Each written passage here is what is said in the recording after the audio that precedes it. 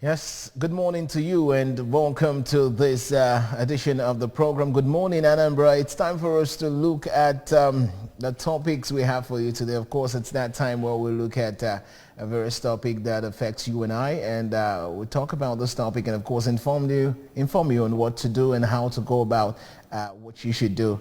This morning, we'll be talking about precautionary measures against impending rainstorm. And of course, there's always a story, or there's always this talk that once you move immediately to the nearest building or to your car whenever there is a thunderstorm to guarantee a safe haven. And of course, it's also been told that you should stay away from trees and all of that when there are thunderstorms. But you know, we're just told this. We don't know the reason why we've been told this. So this morning, I will be looking critically, deeply on why this is so. What are things we need to do when we're expecting a rainstorm or a thunderstorm? Are there things we should do? Are there things we shouldn't do? All of that will be explained this morning. I'm not alone. I've got a guest who will be looking deeply into the topic this morning in the person of sanitarian Anambra Becky. She's JP, Financial Secretary, Environmental Health Officers Association of Nigeria, Anambra State Chapter. Mrs. Anambra Becky, good to have you on the show. Good to have you too. Thank you very much, viewers. Listen to us and learn a lot about your environment and during rainstorm.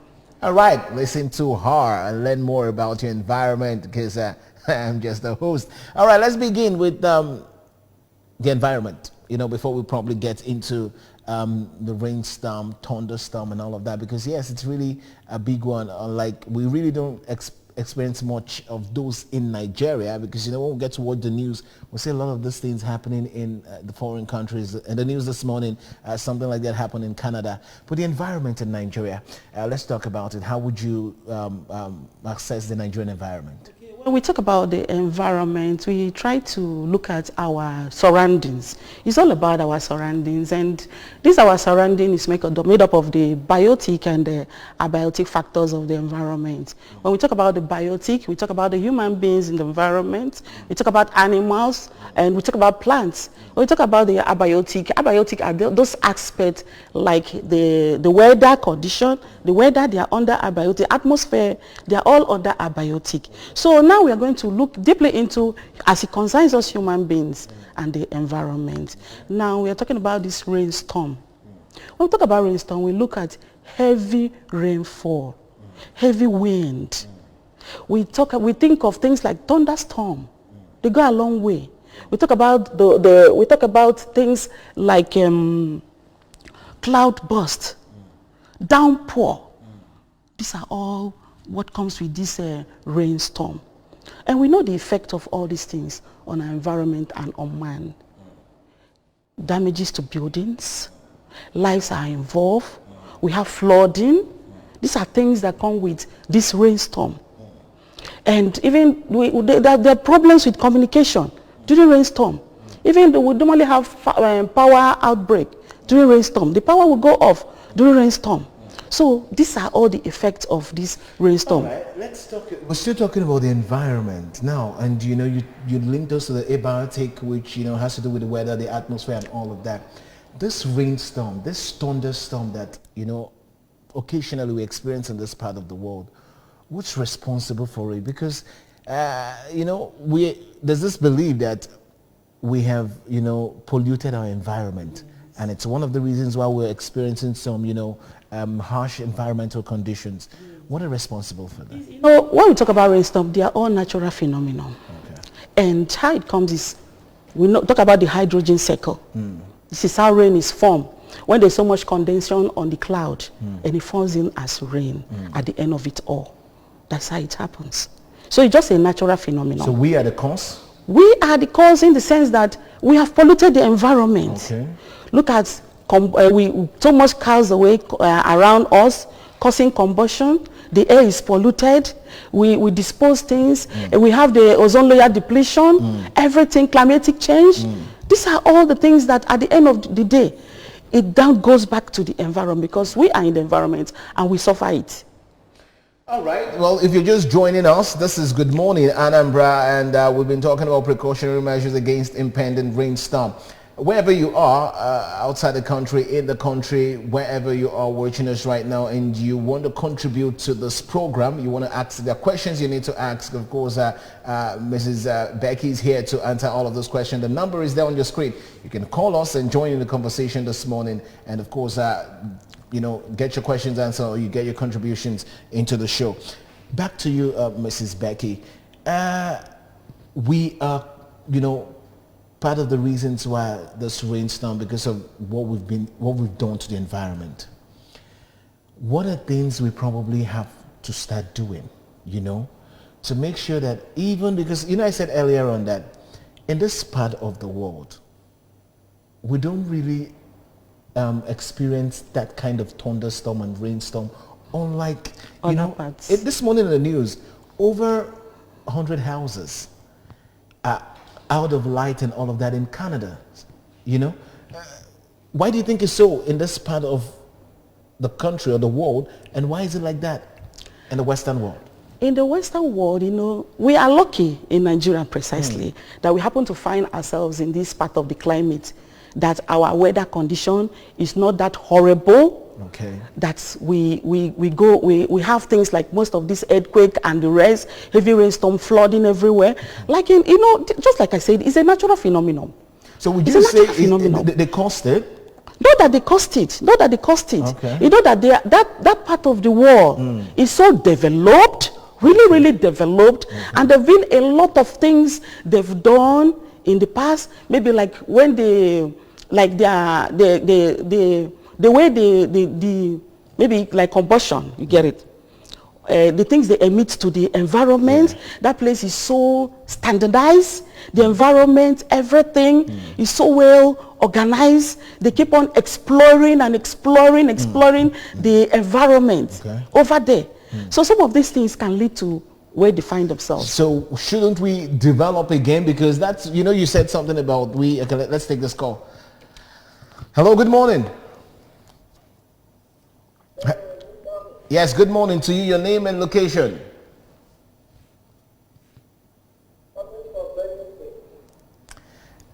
Your name is what?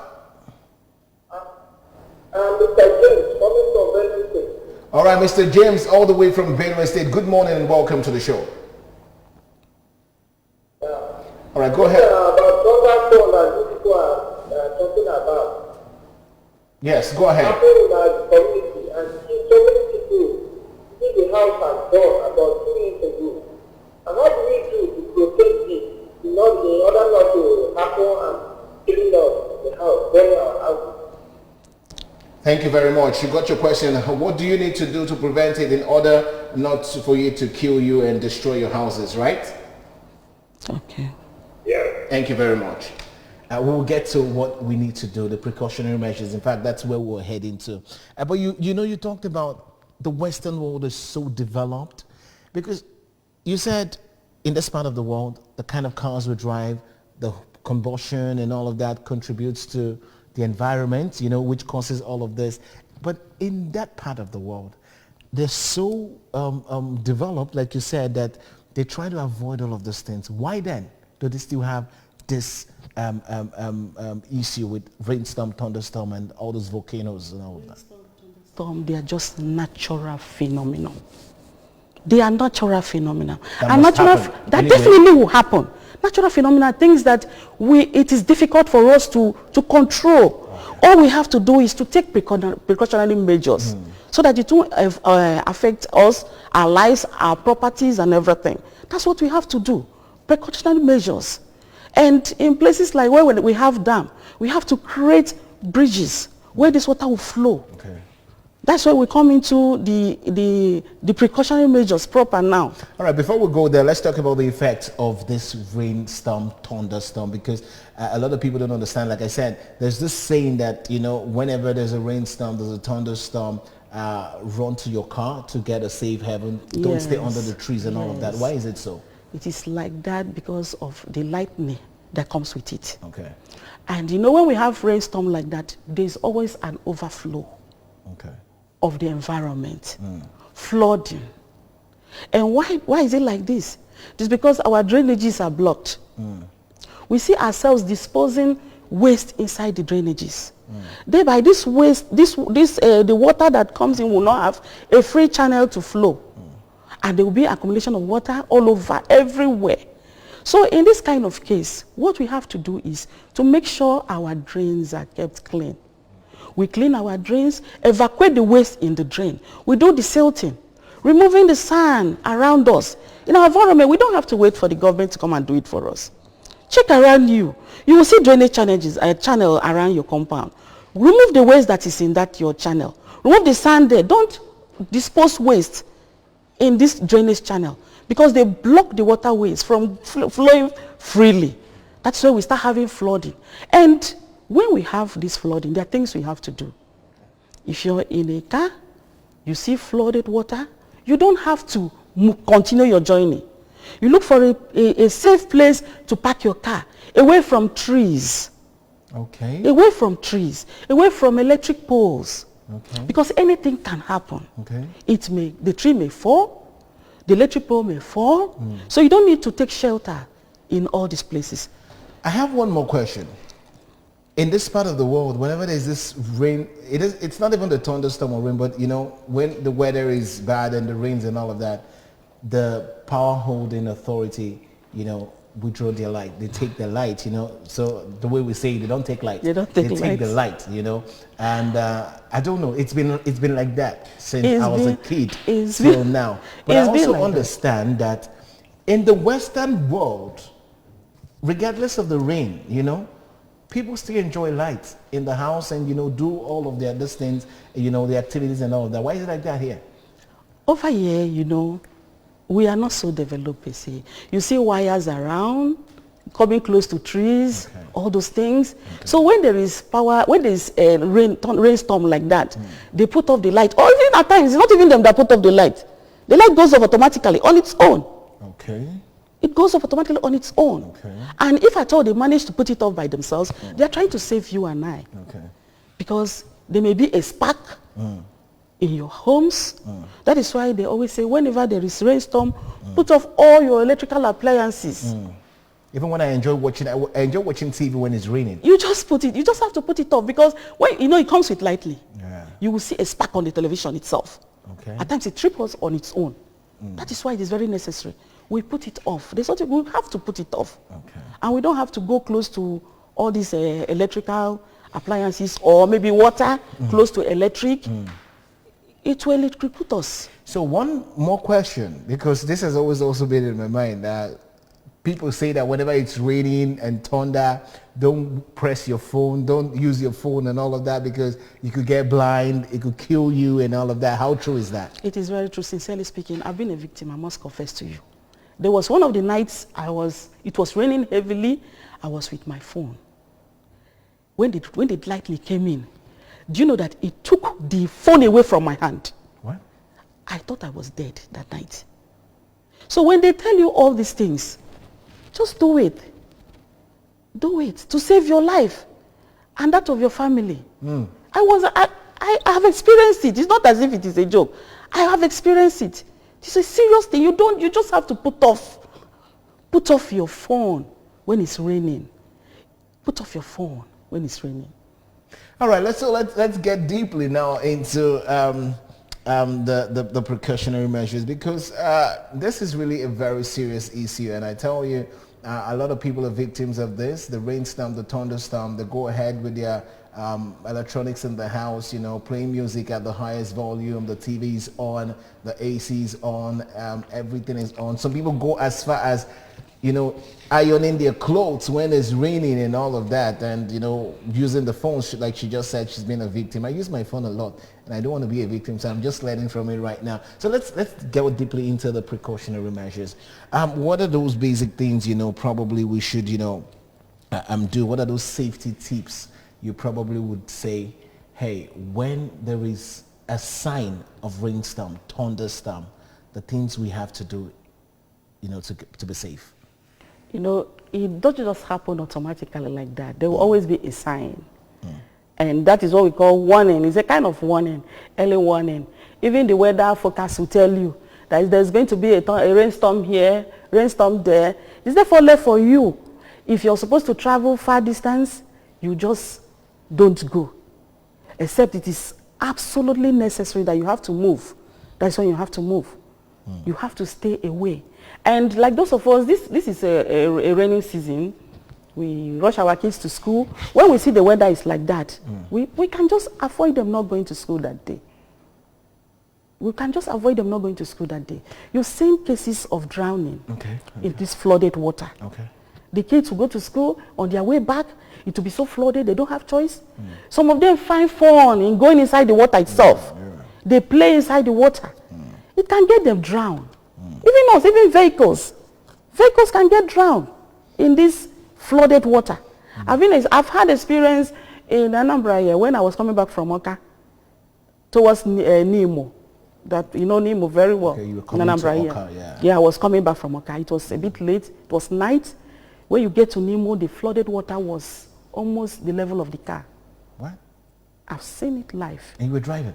I was driving. I had to park. I had to park my car. I called my husband on the phone and said, look at what is happening. He said, don't go in. I had to park my car. But there were some ones that are heroes. I'll call them hero. They forced themselves, went into the car, a kind of telling us that our cars are not sound. They went into the car and drove past the storm water. At the end of the day, we waited patiently. At the end of the day, we saw their car breaking down. We had to pass them and go. Pennywise pound foolish at the end of the day. Yes. All right, we have this caller. Hello, good morning. All right, please, as much as possible, when you do call us, move away from your TV set, or, reduce the volume so we can have a very clear discussion with you over there. So, as I was saying initially, these are things we don't have to do. You don't have to go inside the water. You have to stay aside, wait for the water to go down where you can easily cross or where your car can pass. That's when you can put in your car. Even human beings, you see the force, the current of the flood can pull you off. I'll purse you. Let's go to the street now for, the voices of people who, had their own say regarding the precautionary measures against impending rainstorm, if they've had experience. We'll be right back. Stay with us. It's Good Morning, Anambra. Environmental officers, we don't have something that wind breaks that will control these things. So we also can equally help by putting up a thunderstorm equipment so that our houses might not be blown off. Then the Ministry of Environment should come to our aid and make sure that they plant trees to prevent storm from causing havoc in our environment. We are all aware about the danger. Actually, I thank our Governor Soludo and the Deputy for their immense efforts, and the Commissioner for Ministry of Environment. Actually, what they are doing on the West, because this is where it begins. Now, 80% of gutters we have in Anambra State are filled up by waste bin. Now, how do we run away from this predicament? So it's going to be a collective effort of everyone in Anambra State. Make sure you clean up your gutters. Make sure that every junction, the interconnection sections of every road, that there is no refuse dump. And government should also help the masses by making sure that the dump buckets are placed at strategic places. So government should play their role, play it to the last. Then individual, we dumping refugees over there is not going to help us. Meteorologists, both in federal and state government, should do more by organizing seminars, making public announcements. You understand? Both in radio, both in the televisions, okay, so that the people will know, enlighten them on it, because because of ignorance, all right. So enlighten them the dangers of throwing things out, because it causes a lot of damages, like throwing out of the window when we are moving around, or people moving around throwing things out. That's actually not good, because it causes a lot of environmental hazards. Then maybe even houses, people should be precautionary in their houses of sometimes like off their things, switch off things of their based on the prediction of the meteorologists. Sometimes they switch off their electronics or whatever because of the lightning. My first advice is that people should stop dumping refuge. inside the gutter. You know, this refuse moves and blocks the drainage. And when there is no free flow of water, what happens that this water comes out again, you know, blocks the road, you know, there won't be free flow. So first of all, I think that if there are blockages on the road, it should be opened. Because if those blockages are opened, we can have free flow of drainage. Those free flow of drainage can reduce, you know, when there are rainy season, there must be rainy season, but the free flow of water can be able to make everywhere free. But when there are where drainages are blocked, the whole drainages will be blocked and will not be able to have free flow of passage of those waters. And by then you see that the whole road is either being blocked or the drainages will be stopped and flood will be everywhere. The farmers should adhere to the government instruction, and people at home should make sure that they follow the normal rainy season guideline.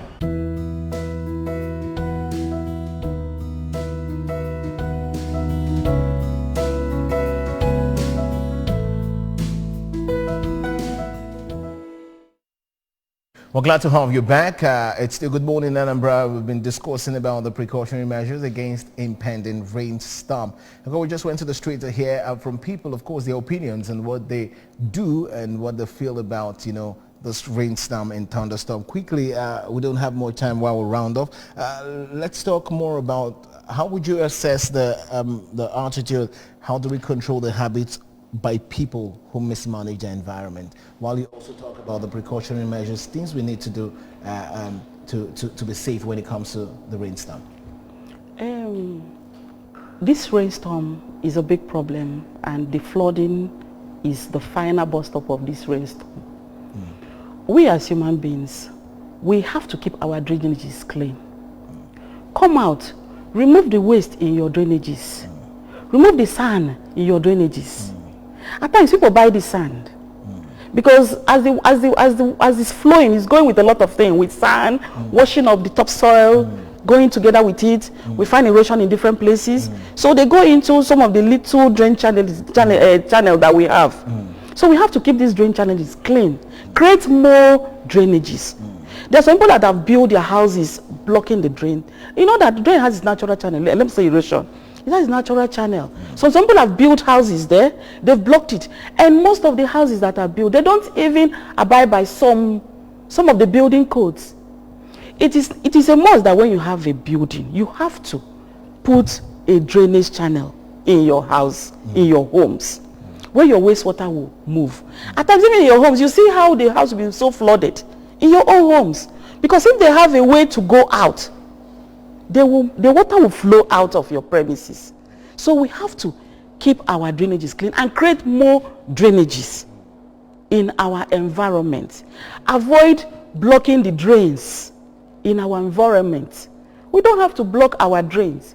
You see, even in shops, people have shops, they don't even care about cleaning their drainages. You tell them, they say it's not their own. But if I come there to mess that place, you come out and tell me, go away from my shop, right? But that you are not claiming that place is your shop. But you won't do what you're supposed to do in the front of your shop to prevent flooded water. You won't do it. So we have to come out and help ourselves. And let us not depend solely on the government to do this. The government of the day is so stressed out with other matters. So we have to look into these things. Do it ourselves. Create catchment pits in homes. We do it like in some rural areas. They create catchment pits where this flooded water will go in. Flooded water will go into the catchment pits most often, reducing the speed of this water, spoiling our roads. And also, rain harvesting is a good idea. Okay. Rain harvesting. Like in the community where I come from. How does that work? Rain harvesting is like channeling all the roof. You channel the water from your roof to a reservoir. Some do underground reservoir, some do surface reservoir. They collect this water. You will see that the level of water that will be going on the environment, it will be lesser if we do this rain harvesting. Like in the community where I'm from, we do rainwater harvesting. In my house, I do rainwater harvesting.